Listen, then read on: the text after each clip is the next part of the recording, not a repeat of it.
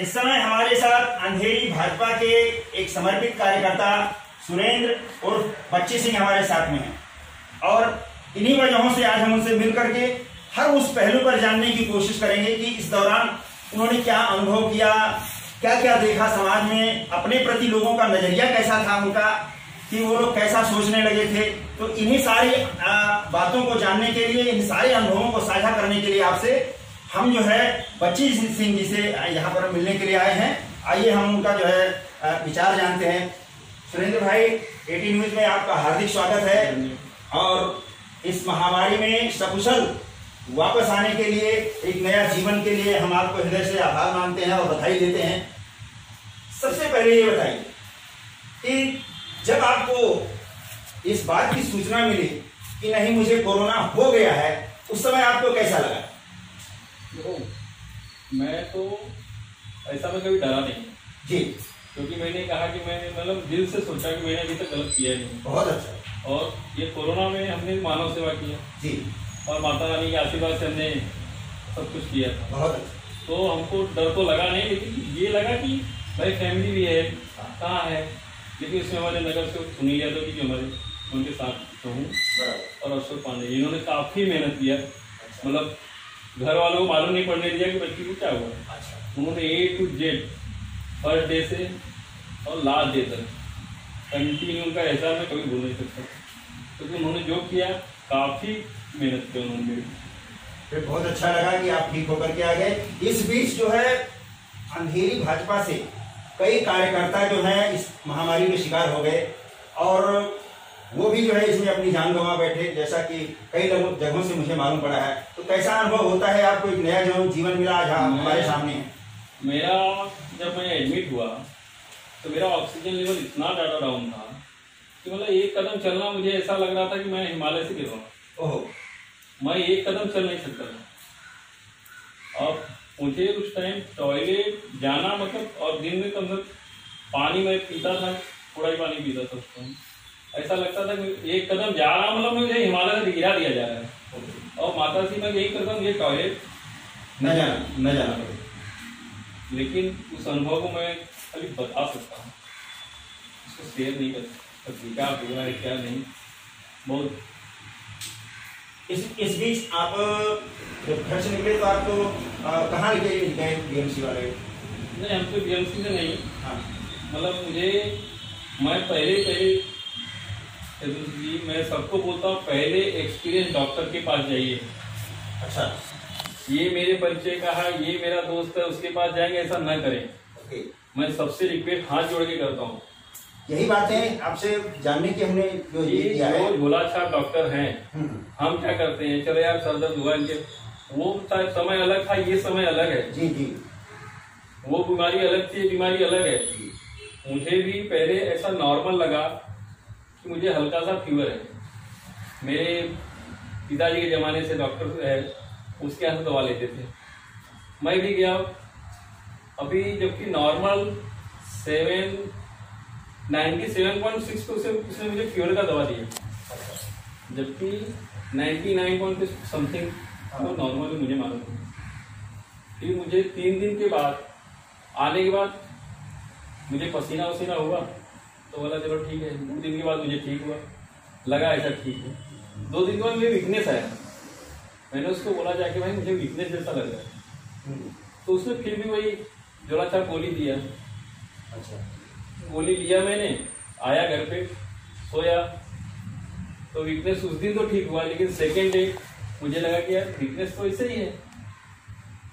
फिर मैं जाके डॉक्टर को तो बोला नहीं, सैटरडे को दिन मैं तो दोस्त को फोन किया, क्या फलाना डॉक्टर आया है क्या? बोला नहीं। फिर मैं संडे को तो नहीं, मंडे को, मेरा संडे का दिन पूरा घर में गया, मैं चल नहीं पा रहा था, ऐसा लगा। मैं मंडे को 12 बजे डॉक्टर आया, उसने वहाँ पे गया, मैं चेक किया तो उसने बोला तुम्हारा ऑक्सीजन लेवल डाउन हो। तो मैंने बोला अब क्या करना है? बोलता आपको टेस्ट करा लीजिए, कुछ तो हो सकता है, क्योंकि मुझे भी लगता था कोरोना मतलब भाई कोरोना आया मतलब लगता है आदमी की मैं गया। अच्छा, बराबर। आदमी के दिमाग में है कोरोना आया हो तो मैं गया। सही बात। अगर शुरुआती पोजीशन में इसका टेस्ट करा लिया जाए, सब कुछ करा लिया जाए, तो नॉर्मल बीमारी है। ओके, नॉर्मल ठीक हो रहे हैं। हाँ, यही आपका अनुभव जो है लोगों को काम आएगा। नॉर्मल, डरो मत, किसी को भी डरना जरूरत नहीं है। डरना है तब जब मेरे जैसे कंडीशन हो जाएगी, डरोगे, क्योंकि मैं लेट कर चुका था। फिर मुझे वेस्ट में सेकेंड डे ट्यूसडे को, मैं ट्यूसडे को डॉक्टर विक्रम हैंग करके आनंद नर्सिंग होम में बैठे, उनके पास गया तो चेक कराया, मेरा ऑक्सीजन लेवल 93 था। फिर उन्होंने बोला थोड़ा वॉकिंग करके आया, तुम्हारा ऑक्सीजन लेवल कब पता है? मैं थोड़ा सा वॉकिंग करके आया, मेरा भाई साथ में था, तो 89-90 आ गया। मैंने बोला अर्जेंट में आपको वो करना पड़ेगा, चेस्ट करना पड़ेगा। चेस्ट कब? तो उन्होंने हाई टेंशन CT स्कैन के लिए हमको लिख के दिया। वहाँ गया, 2-3 जगह दौड़ा, तो क्रिटिक केयर में मैं आया। क्रिटिक केयर में मैंने बोला कि ऐसा ऐसा है, लेकिन भाई तो कोई भी हॉस्पिटल सब लूटा लाट कर रहे हैं। प्राइवेट हॉस्पिटल ये सब में बहुत प्रॉब्लम कर रहे हैं और पेशेंट की कंडीशन नहीं देख रहे हैं। मैं उस टाइम बैठने की कंडीशन में नहीं था, मैं चल नहीं पा रहा था, बैठ नहीं पा रहा था, लेकिन उनके भी कोई निर्भर सब निर्दयता के हिसाब से उनको पैसा कमाना, पब्लिक से कुछ लेना देना नहीं। पब्लिक आए बैठे चली जाए। मैं 11 बजे का बैठा 1 बज गया, तो उन्होंने बोला अभी आ रहा नंबर, अभी आ रहा है। मैंने भाई को बोला यार 2:30-3 बजे नंबर आएगा, एड़ा बना रहा है, इसको पैसा कमाना। भाई बोला चलो घर पे जाते हैं। और मेरी कंडीशन ये थी कि मैं 2 कदम चल नहीं पा रहा था, क्योंकि डॉक्टर के जाने के बाद तो ठीक था। जब वो कोविड बोला तो उसके बाद मेरी भी हिम्मत छूटी और बॉडी ने भी थोड़ा कम कर दिया, वीकनेस ज्यादा होने लगा। मैं घर पे गया, 2:30-3 बजे वापस आया। तो आया तो बोला कि नंबर है, बोला 4 रोज का बाकी। बोला देखा, भाई को बोला देखा, ये घुसाते जाएगा। अब मैं वहां से तो मतलब कि क्रिटिक केयर जो है आपके पड़ोस में, मैं क्रिटिकल ने हर प्राइवेट हॉस्पिटल, हर प्राइवेट मतलब वही जैसे होली हॉस्पिटल है, होली हॉस्पिटल में मुझे जाके उसका भी बताता हूँ। तो क्रिटिक केयर ने मुझे वो किया, 5 बजे के लगभग मेरा CT स्कैन निकाला। मैं 2 घंटा वही गेट के बाहर बैठा है, उसका वॉचमैन, उसके लोग देख रहे थे कि इसकी कंडीशन खराब है, बेचारा कैसे बैठा है। उसके बगल में SBI ATM है, मैं उस ATM के सीढ़ी पे 2 घंटा कंटिन्यू लेटा रहा, क्योंकि कहीं जाना फिर आना, फिर जाना फिर आना और भारी पड़ जाता है। इसलिए सुनील भाई ने बोला मंदिर पे आके बैठ में नहीं गए, बोला यार वहां से फिर आना पड़ेगा यहाँ। आया, सेकेंड डे शाम को रिपोर्ट आई, रिपोर्ट में आया कोविड टेस्ट कराना पड़ेगा। फिर सेकेंड डे वही कंडीशन, फिर सेकेंड डे किया, क्रिटिक केयर वाले ने मुझसे कहा 11 बजे कल आइए, आपका टेस्ट हो जाएगा। मैं 11 बजे से फिर 2 बजे तक बैठा रहा, क्रिटिक केयर का टेस्ट वाला नहीं आया। वो बोला 4 बजे आएगा, क्योंकि मेरी मजबूरी थी, मुझे 4 बजे नहीं 6 बजे बुलाया, 6 बजे भी आना है, तो मुझे टेस्ट कराना था। वो आदमी फिर मैं घर पे गया, फिर 4 बजे वापस बुलाया सेकेंड डे, 4 तारीख का 3 तारीख का आया, टेस्ट किया उसने, फिर बोला कल रिपोर्ट आएगी। मैं उस टाइम तक पूरा बोले तो मैं खाली बोल पा रहा था, एकदम जवाब दे रही, कंडीशन जवाब दे चुका था। उसमें सुनील भाई ने बोला ऑक्सीजन भेजता हूँ घर पे, ऑक्सीजन लीजिए, ले लो। फिर भी मैं बोला यार सब घबड़ जाएंगे, इसके लिए मैं भी थोड़ा अपने को घर वालों को, दोस्तों के लिए थोड़ा सहन करते गया, इच्छा शक्ति बढ़ाया आपने। तो लेकिन फिर भी 4 बजे सुनील भाई ने मेरे भाई को बोला इसको होली स्पिरिट में तुम ले जाके एडमिट करो, बात हो गया, ऑक्सीजन दिलाएंगे वहाँ। मैं गया वहाँ होली स्पिरिट, 2 घंटे में ऑक्सीजन लिया। तो उसके बाद रिपोर्ट आई, रिपोर्ट पॉजिटिव आई, तो उसके बाद 7 डेज में ट्रांसफर मतलब सुनील भाई ने बात किया यहाँ से, भाई हमारा कार्यकर्ता जाएगा तो वहाँ पहले हमारे भाई को रजिस्टर्ड करा दिया गया, तो वहाँ पे हमको भेजा गया।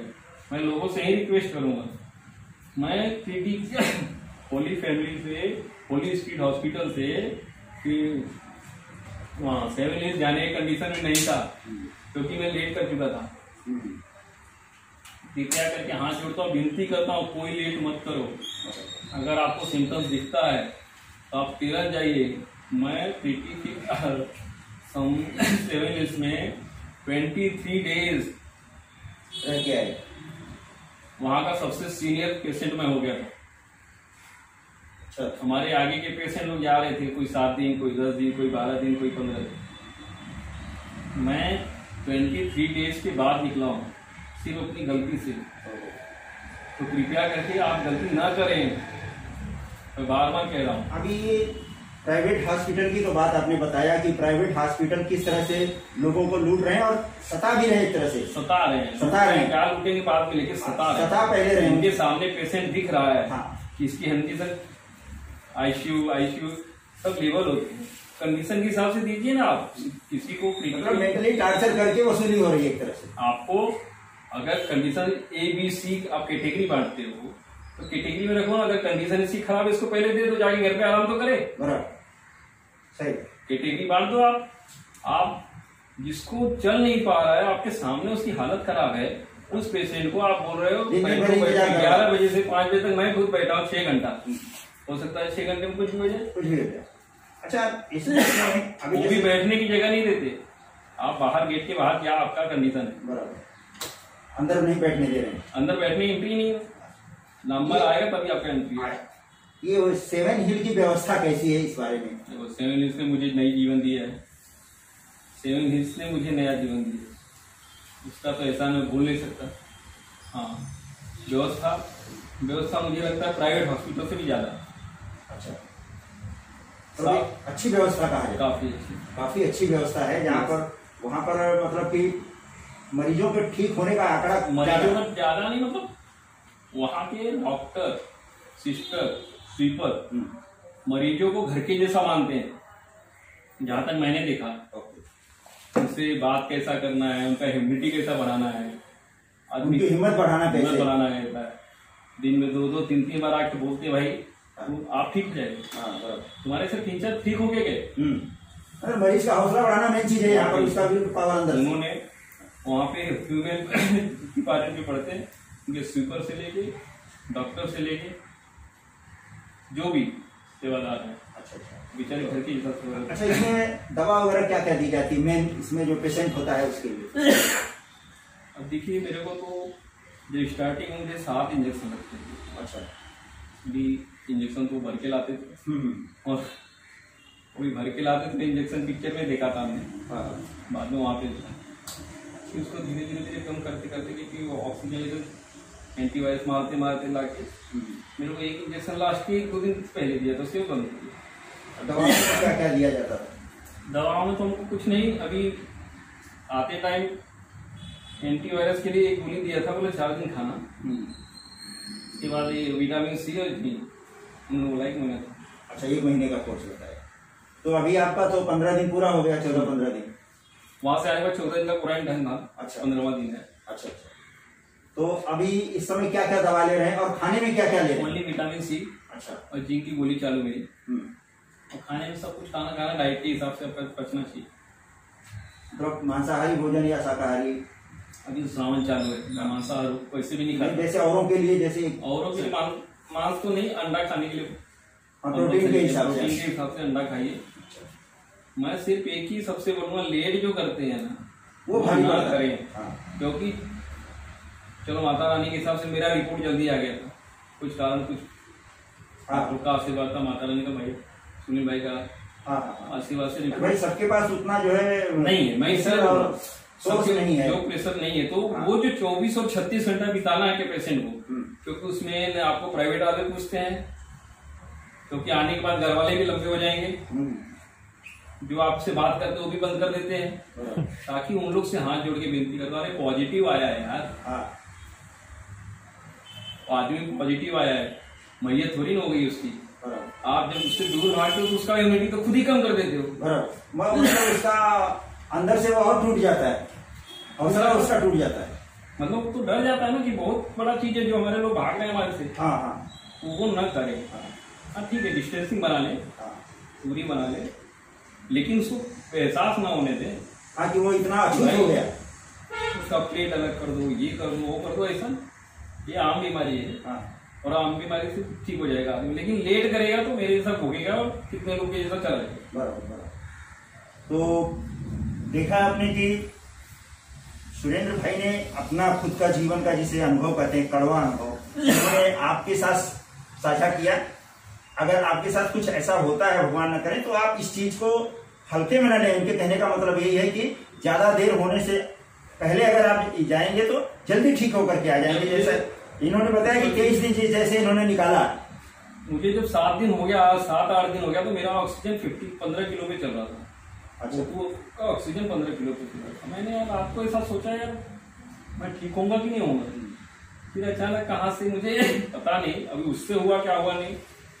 मैं डॉक्टर साहब सवेरे आए, मैंने पूछा डॉक्टर साहब पानी से क्या होता है, पियेंगे तो क्या होगा? बोले नहीं पानी पिए। मैं आप लोगों को बताना चाहता हूँ, मैं मॉर्निंग में 10:30 बजे से पानी पीना शुरू किया था। मेरा जो यूरिन था, मतलब जितना येलो हो सकता है उतना येलो समझ लीजिए आप, उसमें ब्लैकनेस लेके आए और मुझे उससे 25 ग्राम 30 ग्राम यूरिन होता था। उससे मुझे काफ़ी तकलीफ होती थी। मैं डॉक्टर से जब पूछा तो मैंने बोला पानी का क्या कर सकते हैं? बोले पानी पी सकते हैं। ना कितना? बोले जो आपकी कैपेसिटी है। ये मैंने बोला यार मैं तो हॉस्पिटल में ही हूँ, पानी पीने में क्या जाता है? जैसे कि मैं बताऊँ कि सर भाई, मैं 10:30 बजे से लेके 12-1 बजे तक मैं 5 लीटर पानी पी लिया। पानी पीने के बाद मुझे यूरिन थोड़ा सा 1:15 बजे के लगभग मुझे लगा। उस टाइम गया तो मेरा 80% यूरिन एलोनेस था, 20% कम हो गया था। अच्छा, और मुझे रिलीफ भी लगा। फिर उसके बाद मैंने 6 बजे तक, 10:30 से 6 बजे तक मैं 11.5 लीटर पानी पी गया। और जब 6 बजे टॉयलेट गया और उसके बीच में कोई नहीं आ रही थी, उसके बाद कंटिन्यू मुझे आ रहा था। जब थोड़ा थोड़ा कर रहा था तो कंटिन्यू आ रहा था। बराबर। तो हो सकता है इससे पानी से मुझे बहुत फायदा हुआ। इसके लिए लोगों को बता कम से कम डेली का, डॉक्टर ने मुझे बताया कम से कम डेली का 4 से 5 लीटर पानी पीना चाहिए। तो मुझे 6 बजे तक 11.5 लीटर पानी पीने के बाद मुझे काफी रिलीफ हुआ। मेरा 20% एलोनेस रह गया, 80% मेरा एलोनेस और ब्लैकनेस गायब हो गया। बहुत अच्छा। उससे मुझे काफी, और सेकेंड डे से मुझे काफी रिलीफ मिला। ऑक्सीजन लेवल मेरा 12 पे आ गया। जो 15 पे था वो 3 किलो कम करके 12 पे होने चला है। डॉक्टर ने मुझे क्या हुआ, बोला ऐसा किया। बोले ठीक है चालू रखो, लेकिन उतना मत करो, 40-50 लीटर पे आ जाओ। जैसा कि आपने देखा कि इनका खुद का अनुभव है कि इन सब बीमारियों में पानी जो है अपने आप में एक बहुत बड़ी औषधि का काम करता है। आप जो दवा लेते हैं उसका जो टॉक्सिन होता है वो पानी के रास्ते, आपके पेशाब के रास्ते शरीर से जब बाहर निकलता है तो वो भी आपके शरीर के लिए बहुत फायदा करता है। जैसा इन्होंने बताया ना कि जब तक वो पानी नहीं पी रहे थे तो वो बॉडी में जितने भी दवाओं के जो केमिकल थे, जो टॉक्सिन थे, वो स्टोर थे, इसलिए उतना जल्दी आराम नहीं होता। तो पानी पीने से 4-5 लीटर पानी हर एक आदमी को, चाहे वो स्वस्थ हो या थोड़ा भी ये हो, तो 4-5 लीटर पानी जो पीता है आज की तारीख में या कभी भी, तो उस आदमी के अंदर बीमारियों की संभावना ना के बराबर हो जाती है। पानी अपने आप में बहुत बड़ी औषधि है। तो आप इन सब सारी बातों का ध्यान रखिए। आपकी भी कोई शिकायत हो, आपकी कोई प्रॉब्लम हो, आप भी कुछ कहना चाहते हैं तो हमारे नीचे दिए हुए नंबरों पर संपर्क करें। हम आपके हर आवाज को हर उस जगह तक पहुंचाएंगे जहां उसे होना चाहिए था। एडी न्यूज के लिए मैं किशोर यदवंशी, कैमरामैन जसवंती चौहान के साथ। धन्यवाद।